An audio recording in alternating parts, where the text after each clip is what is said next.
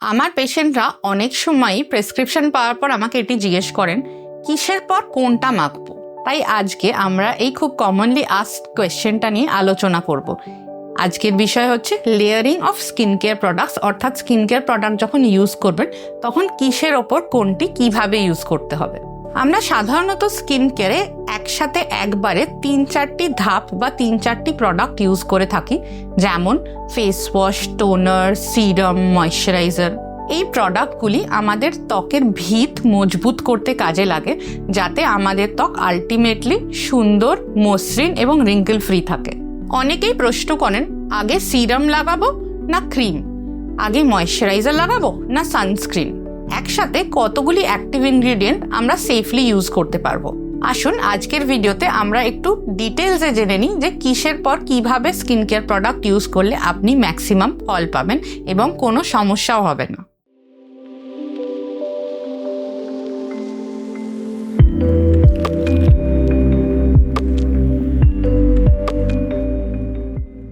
প্রথমেই জেনে নেব প্রোডাক্ট লেয়ারিং ব্যাপারটা এত ইম্পর্ট্যান্ট কেন।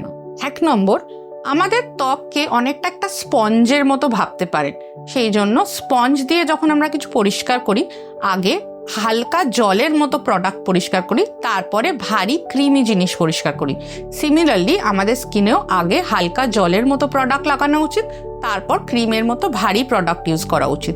যদি আগেই আপনি ভারী প্রোডাক্ট ইউজ করেন এবং আমাদের স্কিন স্পঞ্জের মতো স্যাচুরেট হয়ে যায়, তাহলে পরবর্তীকালে হালকা প্রোডাক্ট স্কিনের ভেতর নাও ঢুকতে পারে। 2 নম্বর, যদি ভুলভাবে লেয়ারিং করেন তবে আপনার স্কিনে ইরিটেশন বা অন্যান্য সমস্যা হতে পারে। যেমন যদি 2টি স্ট্রং অ্যাক্টিভ একসাথে ইউজ করেন তবে আপনার স্কিন টলারেট করতে পারবে না, এর ফলে রেডনেস বা বার্ন বা স্কিন পিল অফ জাতীয় সমস্যা দেখা দেবে এবং আপনি এই অ্যাক্টিভ ইনগ্রিডিয়েন্টগুলির ফলও পাবেন না। আর একটা এক্সাম্পল দেব, শীতকালে আমরা যেভাবে গরম জামা লেয়ারিং করি সেইভাবেই আমরা প্রোডাক্ট লেয়ারিং করব। প্রথমে পরবো ভিতরের একটি হালকা জামা, তারপর গায়ে দেব একটি পাতলা সোয়েটার এবং তারপরে প্রয়োজন মতো দেব একটি ভারী কোট বা চাদর। লেয়ারিং এর কিছু সাধারণ নিয়ম আছে। 1 নম্বর, আগে হালকা জলের মতো প্রোডাক্ট ইউজ করতে হবে, যেমন সিরাম বা এসেন্স। তারপরে একটু ভারী প্রোডাক্ট ইউজ করতে পারেন, যেমন ক্রিম বা লোশন। যেহেতু তেলে জলে মিশ খায় না, ওয়াটার বেসড এবং অয়েল বেসড প্রোডাক্ট আপনাকে আলাদা করে ইউজ করতে হবে। প্রথমে লাগাতে হবে ওয়াটার বেসড প্রোডাক্ট, তারপরে লাগাতে হবে অয়েল বেসড প্রোডাক্ট।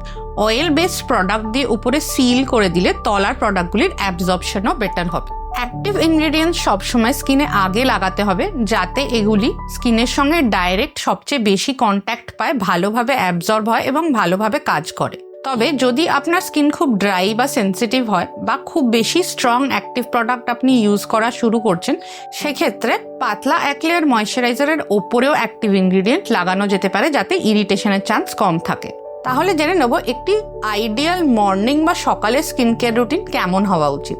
সকালে প্রথমে শুরু করবেন একটি জেন্টল ক্লেনজার দিয়ে, যাতে রাতে মুখে জমে থাকা ময়লা, সিবাম এবং ডেড সেলস ভালোভাবে পরিষ্কার হয়ে যায়।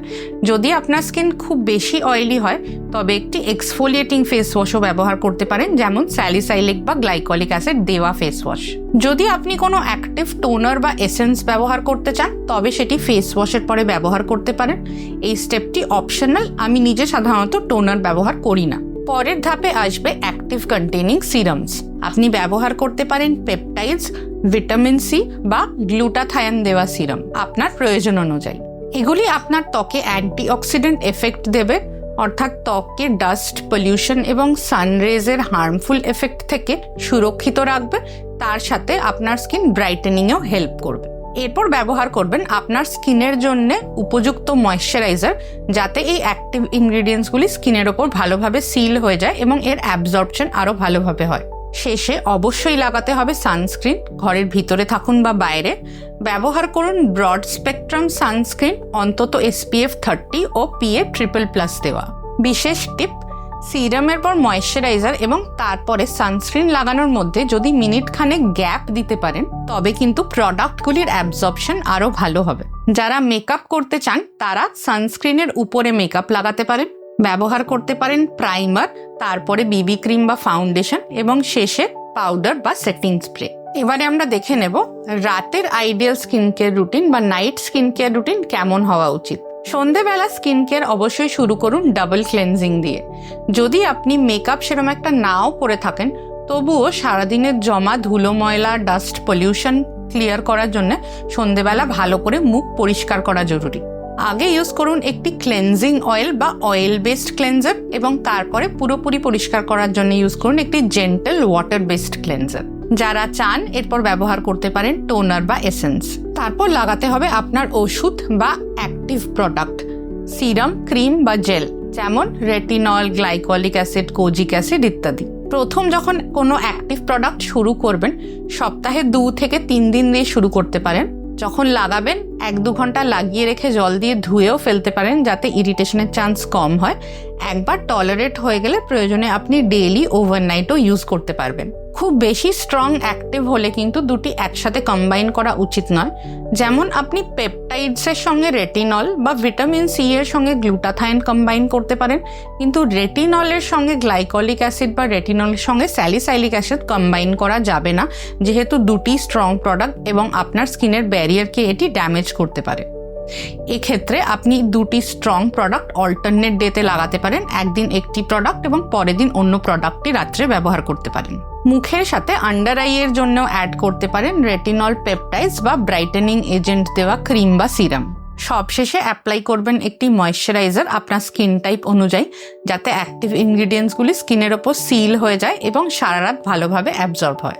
বিশেষ টিপ: যদি আপনার স্কিন খুব বেশি ড্রাই বা সেন্সিটিভ হয়, তবে আপনি প্রথমে 1 লেয়ার পাতলা করে ময়েশ্চারাইজার লাগিয়ে তার উপরে আপনার অ্যাক্টিভ ইনগ্রিডিয়েন্টস লাগিয়ে তার উপরে আবার 1 লেয়ার ময়েশ্চারাইজার লাগাতে পারেন। এতে আপনার স্কিন খুব বেশি ইরিটেটও হবে না, কিন্তু প্রোডাক্টসও ভালোভাবে অ্যাবজর্ব হবে। একে বলে স্যান্ডউইচ টেকনিক। এবারে আমি স্পেসিফিক স্কিন টাইপসের জন্য কিছু এক্সট্রা টিপস দেব। অবশ্যই আপনারা জানবেন, ড্রাই স্কিনের জন্য বেশি করে ময়েশ্চারাইজার ও হাইড্রেটিং প্রোডাক্টস ব্যবহার করা উচিত। প্রয়োজনে একাধিক হাইড্রেটিং ইনগ্রিডিয়েন্টস লেয়ারিং করে লাগাতে পারেন, যেমন হায়ালুরনিক অ্যাসিডের ওপরে সেরামাইড এবং তার ওপরে অন্য কোনো হেভি অয়েল বা ক্রিম জাতীয় প্রোডাক্ট।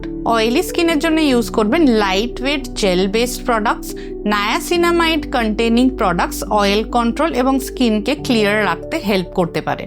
অ্যাকনে প্রোন স্কিন হলে সপ্তাহে 2 থেকে 3 বার ব্যবহার করতে পারেন স্যালিসাইলিক অ্যাসিড কন্টেনিং কোনো প্রোডাক্ট। যেহেতু এগুলি স্ট্রং প্রোডাক্ট, এর ওপর অবশ্যই লাগাতে হবে সুদিং ময়েশ্চারাইজার। সেন্সিটিভ স্কিনের জন্য বেছে নেবেন কামিং এবং fragrance free ingredient containing product, যেমন অ্যালোভেরা বা সিকা ও সেন্টেলা এশিয়াটিকা। আশা করি এই ভিডিও দেখার পর আপনারা জেনে গেছেন যে আপনাদের স্কিন কেয়ারে কোন প্রোডাক্টের পর কী লাগাতে হবে। যদি কোনো কিছু বুঝতে না পেরে থাকেন, আমাকে কমেন্টে জিজ্ঞেস করতে পারেন, আমি সাধ্যমতো উত্তর দেব।